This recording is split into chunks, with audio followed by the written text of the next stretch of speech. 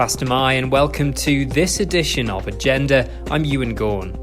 The leaders of two of the island's political parties had their say on this year's budget. Liberal Vannin chair Paul Watterson wants to see the vaccine rollout speed up, while the Isle of Man Green Party's Andrew Langan-Newton gives his verdict on the budget's climate credentials.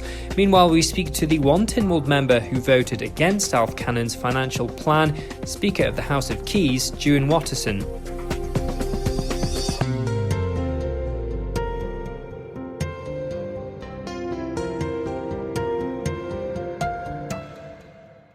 COVID-19 has radically altered what the Treasury Minister was expecting to unveil in his final budget, the last of a 5-year plan committed to at the start of this administration.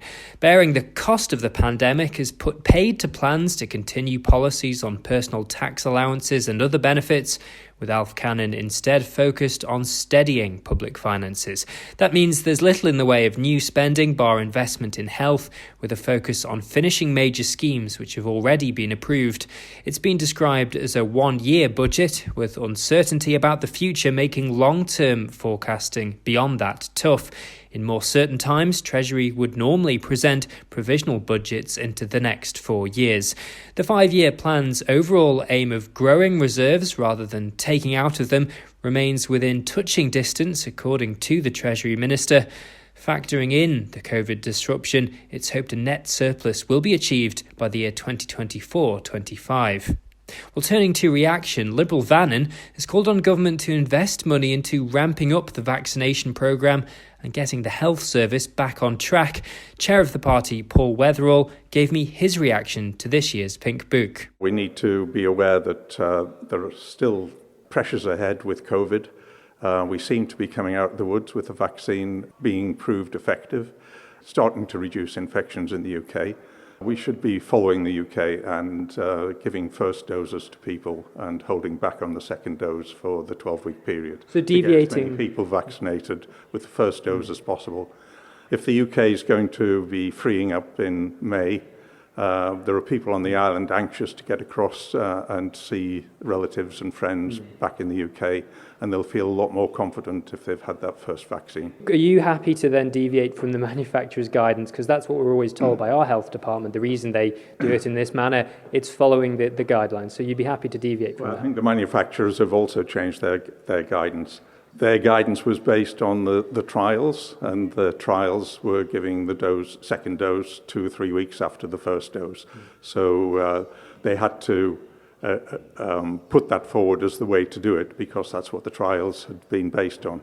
But evidence has now shown that a longer period is perhaps more effective and certainly not less effective. So the more people that get vaccinated as quickly as possible, the better. What do you think government's biggest priority is over the next 12 months with this budget? Is it about they're saying stabilising the economy? Some people are saying invest in the economy now. What's your take? It's steady as you go. There are areas where I think they should be investing in the economy because hopefully, perhaps not this year, but in 2022, we'll see people travelling back to the island to visit and take advantage of the beautiful place it is. I think it was Roger Tomlinson just now was suggesting that we should be investing in tourism for next year. Tourism infrastructure, that is. Continuing to support people who've had a really difficult 12 months, people in the travel and tourism industry on the island. They're going to have a continuing difficulty over the next 12 months, but hopefully they'll be in a good position for 2022, and I hope this budget will allow them to do that. Liberal Vannin chair Paul Watterson. Well, the Isle of Man Green Party is calling for investment in education to protect Manx jobs from being replaced by technology. Leader Andrew Langan-Newton says automation has already cost roles in the island's banking sector and government must focus on re-skilling those at risk. He explained the issue to me, but first I asked for his overall impression of this year's budget. I think some issues that have been drawn out for me going into it and then identified in it is that the commitment to climate change was recognised to a degree, 17 million commitment. However... Is that enough? Well, it falls well short of what the government's own advisor, Professor Curran, had stated would be the cost per year, which is 25 million. And so it's difficult to reconcile those two. I appreciate the context of COVID-19, but we can't forget... Is that an excuse, though? We can't forget exactly the overriding objective facing the Isle of Man and the rest of the world with the increasing consequences of inaction on climate change. And so it has to be 25 million at the minimum, so it's difficult for the Treasury Minister to try and argue otherwise. Now, also, and to that end, I would say there was an appreciation of climate adaptation. We need to adapt our society to face the consequences of climate change. So the government's appreciating that climate change is happening and saying what's going to affect the Isle of Man, but yet not putting the money where the mouth is in terms of actually the substantive change we need, which is cutting our carbon emissions today. Why do you think there is a reticence to invest in climate change and the mitigate? I mean, we've got adaptation and mitigation. Why do you think there is a reluctance to invest heavily in that area? Well, it's confusing to me because I think the science is straightforward about the time frame we need to act within, and the Green Party has stated this in its first carbon budget of the Isle of Man. Do you think it's short-termism?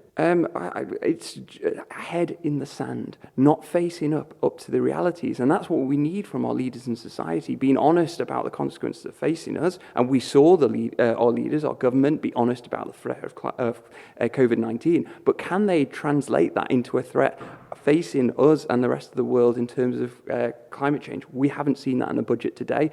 And hopefully we'll see a huge change in September at the elections and a wave of change coming in with the new politicians and representatives from the Green Party, hopefully, to bring about the change that the society of the Isle of Man needs. Other issues I'd highlight as well as climate change is the need for education. Now, the Isle of Man per head of capital is per head of population is probably half or maybe more so than the investment in education in some of the Nordic countries such as Denmark, such as Finland. And what we're facing in the future is increasing automation of jobs. We've seen it recently with the automation of banking jobs, which has lost 120 jobs of Lloyds Bank in the Isle of Man, amongst some other things. This is a trend that's only going to increase, and we're going to see more people being displaced in the market. So what's the solution then? The solution is it's a complex problem, so it's a complex range of tools that we need to employ. One of them is upskilling, a range of skills available to people in the Isle of Man, supporting them in transitioning to the new economy, to the new way of doing business in the world. But to government's credit, there is a substantial investment in UCM and expanded educational courses in this budget. Does that not go some way to addressing this issue? It does, but a minuscule, a marginal amount. What we're facing is a huge trend which is coming more quickly, and COVID-19 has sped up. So we're looking at unemployment at 2% or 4% if you take different measures, and it's like how many of those unemployed, structurally employed, will be able to go back into the housing markets at the jobs they faced? And especially what we're seeing is lower skilled jobs that are facing the greatest threat from automation, from artificial intelligence. We should be embracing artificial intelligence. It will improve our economy and make our systems more efficient. It will make our well-being more better. However, there's consequences of this automation, and that is the displacement of jobs. That is people being unemployed and facing questions about what role they're going to play in society. We need to own up to that. We need to invest in education. We need to invest in opportunities, especially the young people in the Isle of Man. So where can we make those jobs? Where can we find that new sector? Well, we know that the future is going to involve the huge swathe of jobs through the green transition for the green economy. So how much that's not being backed, you said, by government? So are the jobs going to be forthcoming for people on the Isle of Man in that transition? We need to see leadership from the Isle of Man government, from the departments, from the ministers leading those departments in about creating the environment where that change comes about. We need that change because of the threat of climate change, but we also need it for the jobs that it's going to create for the people in the Isle of Man who are being displaced at the moment. Otherwise, we need to skill our population, we need to skill it for the future, we need new skills about technology and being able to engage with technology better, that is going to be an opportunity to empower people within our community and also create the economic benefits for our society. That's going to cost money, though, and we've been told this budget is one of steadying finances after the impact of COVID. Some in our panel earlier today suggested we need more investment rather than a tightening of purse strings to see economic benefit in years to come. Is what you're saying we do need to invest, we do need to spend more essentially on these things to create that job market and to create the green transition? I think you've raised two important issues there which are combined. So one is debt, and debt is a greater issue for our society as well as facing the rest of the world. And does it matter for government so much though? What's the consequence is private debt being consumed by public bodies and then creating fragility in our system. So private debt in terms of the exposure of individuals, in terms of buying houses, taking loans for cars and other consumables, that is creating a fragility in our system. We're seeing over the last 30 years in the Isle of Man and elsewhere, a greater exposure to debt for our communities. That's creating a fragility. So the government cannot just increase that debt burden blindly, and I appreciate the Treasury Minister's comments around that. However, we do need to invest strategically, and these investments in the skills, in things like solar panels, in things like the technology for heating our homes, decarbonising heating in our homes, these are investments that pay off over a period of time. So actually, the future is a case of lower costs.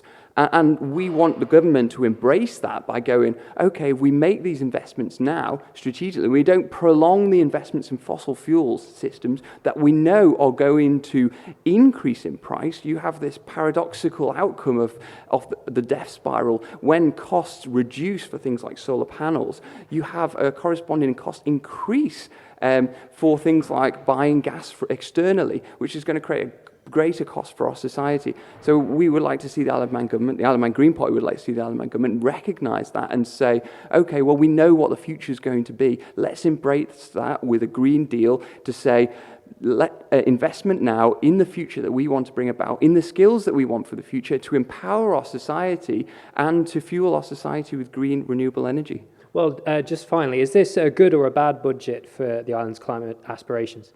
I think, and more than my own voice has said this, which is it's a very difficult position for the Isle of Man, for the rest of the world going into it.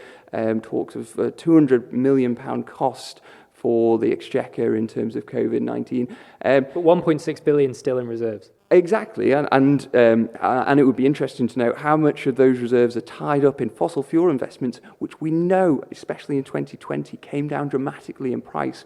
We need to see a transition now in terms of the investment for our society, in terms of pension schemes and government investment. So is there a case for spending that money, that 1.6 million, rather than keeping it? Yes, clearly, and things like the debt to the power station, we know that's going to be a problem, an albatross, an anchor for our society in terms of moving forward investment. And the interest that's being paid off in terms of that, could that be reconciled now by investing to reduce the debt burden and create the scope for the Manx utilities to hands-free go forward as a conduit for micro-producers in the future all across the Isle of Man, people having solar panels on their roof, producing energy and selling it to their neighbours, transmitting it to their neighbours. We have the infrastructure in place. We just need the leadership from Manx Utilities, from the Isle of Man government, from the Treasury Minister to embrace the future we can see is going to happen. Why can't we do that today in 2021? Isle of Man Green Party Chair Andrew Langard-Newton.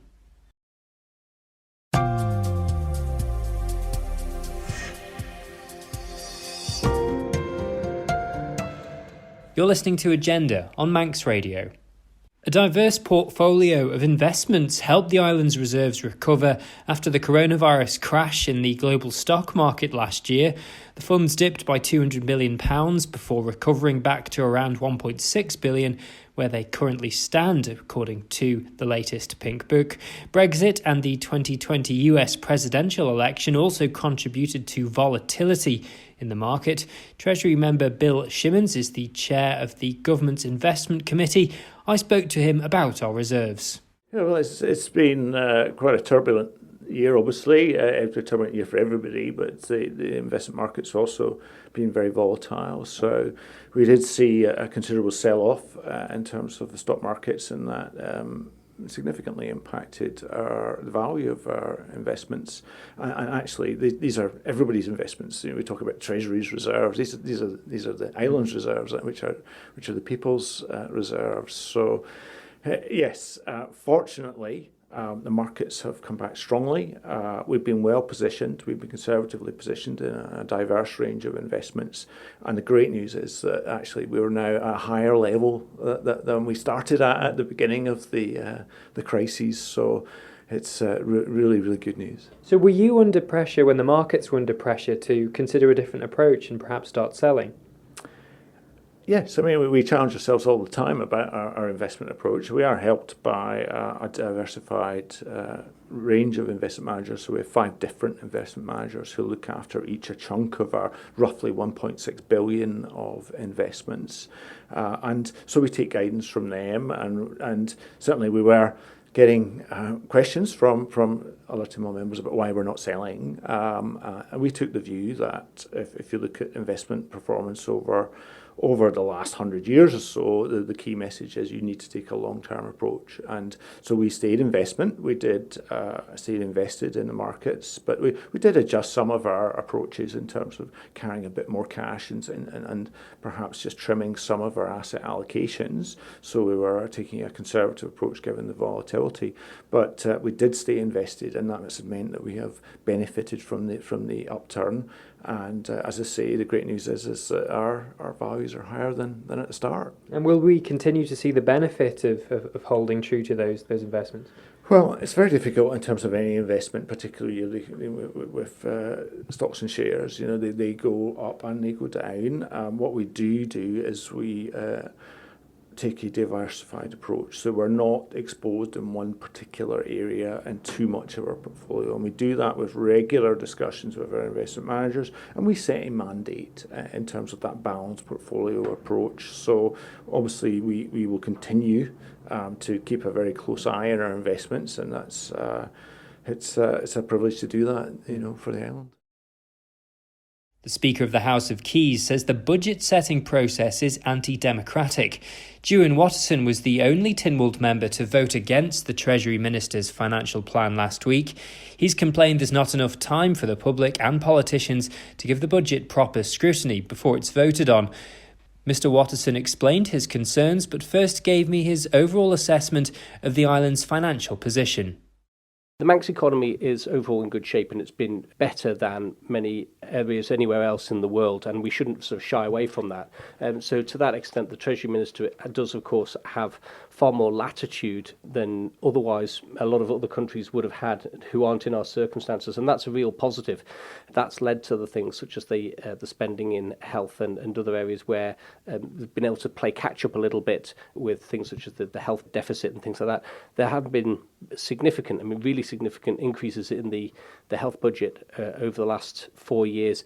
I think the challenge really is to see whether Manx Care can really deliver the efficiencies and the effectiveness within that budget that seems to have not been able to be achieved over many, many years. And do you think that's likely? Do you think this arm's length delivery body is going to find those savings that haven't been able to be found by successive previous administrations?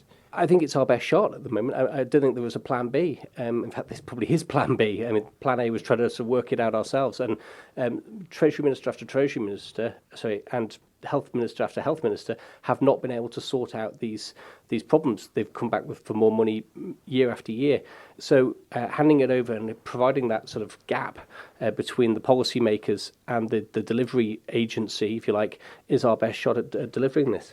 Well, that's obviously one area of additional spending. It's probably the main area, really. But looking at the forecasts, I mean, much of this is it's a one-year budget. There's uncertainty about the future, where we're going in the future years. Do you see anything alarming on the horizon? Well, I said in my contribution in the debate that the Treasury Minister will probably be looking at the same economic analysis as I am, but frankly, a bottle of scotch and a Ouija board would probably be about as useful this year. The world's in turmoil and the economic resilience has been less tested here, but really over the next 2, 3, 4 years, we really don't know what the long-term effects are going to be. What should we be looking at? Well, certainly what we should be looking for is how quickly we can return to a sense of balance, a balanced budget, which we really haven't had since the financial crash of 2008. So define balance, is that a surplus, topping up reserves, not drawing down as much? What is a balanced budget? A balanced budget is where your incomings are more than your outgoings, to use a really simplistic view about it. We could talk about what that means in accounting terms, because obviously whilst the Treasury Minister at the moment is talking about surpluses for the last few years, what you get in the accounts is actually last year is £117 million deficit. But really what we're talking about here is about bringing in more than you're spending. We haven't been able to do that for at least the last decade. Plan was to have done it by the end of this administration. That obviously has slipped. There's still a little bit left in the public sector employee pension reserve. However, that money is almost gone, and that means that the structural deficit will have to be funded from somewhere else, whether that's reserves, whether that's tax increases or cuts elsewhere in government. We just don't know, and that's something that we're really going to have to wait and see what the next Treasury Minister decides on that one. And what is your preference for achieving this? I mean, some people we heard in the previous programme on Manchester Today just before 1 o'clock, they're calling for investment to create jobs, to create money that can then go back into the government. Other people are saying, you need to shrink government. So there's that age-old argument. Where do you sit on that sort of fence? Well, they're not mutually exclusive. I mean, we really do need to invest in technology in order to make sure that our systems and processes are fit for purpose, and that needs rationalisation. So we saw some of that during my time at Home Affairs, for example. We were able to reduce the number of headcount there, but without affecting overall service delivery. I think there's scope for that around government. There is a massive need for investment, not just in technology, but green initiatives as well. We need to bring the housing estate of the island up to scratch in the first place. So there is both a need for investment and for rationalisation, and both of those things need to happen, but the right place, the right time. And it's always odd setting a budget, I suppose, going into a new administration. Do you think whoever's picking things up in September, is this the right base for them? Is this the only base they could realistically be offered? It is the only base they could realistically be offered. The issues that the Treasury Minister has addressed by putting more money in are ones that have been avoided already for potentially for too long. It's not an easy job for the next person to pick up and run with. There is precious little in the pot, and decisions are going to have to be made very quickly about where the funds come from or whether we draw down even further on reserves. And bear in mind that this year's budget looks broadly at a £200 million spending from our reserves already, without even thinking about where other revenue savings might need to come from. And just finally, this is obviously part of a 5-year plan, but this penultimate year disrupted, obviously, the plan that Mr. Cannon set out at the start of this administration when he became Treasury Minister. Was the direction of travel up until this last most unique of years the correct one, in your opinion? No, we were going to overshoot the targets anyway, and the income was not rising fast enough to meet the expenditure, which I think was the Treasury's strategy before COVID hit. So I don't think we were on course anyway before COVID hit, but of course it provides a useful cover. This might be a harder sell for members of the public who don't understand the way the budget works necessarily. So you've always had this issue with the process. Can you just try and break that down into layman's terms? What's wrong with the budget process in your view? It is ultimately, in the recent years, the reason that I've voted against it, because it is not a democratically accountable system. Members of Tynwald have it in secret for 2 weeks. It's launched this morning. It's voted on this afternoon. We get no opportunity to speak to our constituents about it. We don't get a say about priorities. That's all done within Treasury. Certainly the ability for members to scrutinise it depends on their ability to deconstruct the finances of government on their own. And that's really the culmination of those factors really mean that this is a system that was designed when the governor had hold of the purse strings for the island and is not really fit for purpose in a modern democracy. So what is an appropriate way of doing it? Like a presentation, then Tynwald voting in 2 weeks' time? What would you see as the right way forward? Well, when I introduced my private members' bill to try and reform this system, back in 2010, it was a case where the Treasury Minister would outline his budget for the year, then there could be a month of hearings, questions, debates, and then we'd vote on it the month afterwards. The other thing, of course, is that we're not allowed to amend the budget, so it doesn't matter if you like 99% of it, but there's just one thing in there that you cannot abide, you have to support or vote the whole package. And that's another fundamental weakness as well. I'm not suggesting that members need a line item veto or that there should be a low threshold for that, but the inability to do it at all is, I think, a really serious problem. And to what detriment when you're doing scrutiny in future on policy and other things? I mean, does that come back to bite people, the fact that they can't take issue with an element of something? They are voting for the whole thing. Yeah, it renders the entire debate that we're having downstairs absolutely pointless, because all you can do is vote yes or no to the entire package. And then in future, when you're debating policies or spending in future sittings, are you sort of compromised by the fact you either said yes or no? Well, it does tend to be, used in those terms often, that the budget was, or a decision was approved unanimously at that time, so therefore, you're stuck with it later on. And that's why, really, I have in recent years sort of voted against it, because of this fundamental issue about how democratic or undemocratic the system really is. Speaker of the House of Keys, Juan Watterson. That's all from this edition of Agenda. We'll be back soon, but for now you can listen back as a podcast via Spotify and through the Manx Radio website. But for now, Guramayu and goodbye.